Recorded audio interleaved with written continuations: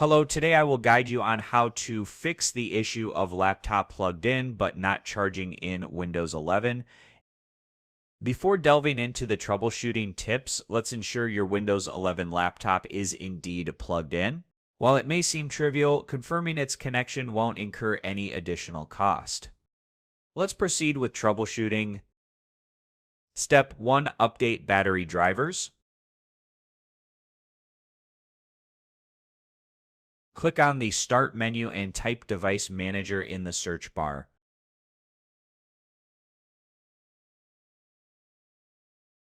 Select Device Manager from the search results.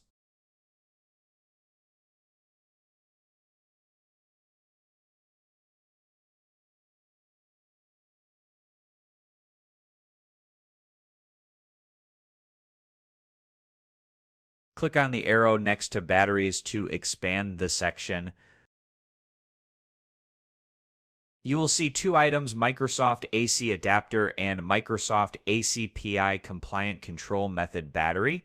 Right-click on each item and select Update Driver.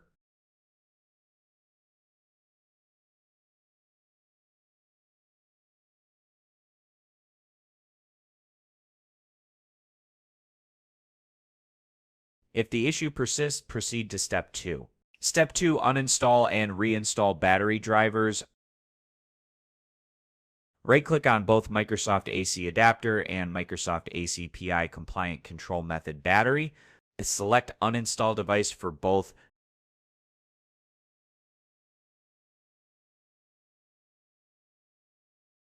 Click on the Scan for Hardware Changes icon at the top of the Device Manager window. This will reinstall the drivers automatically. If all else fails, inspect the charging cable. Look for any visible damage on the charger or cables. If damaged, consider replacing it with a new one.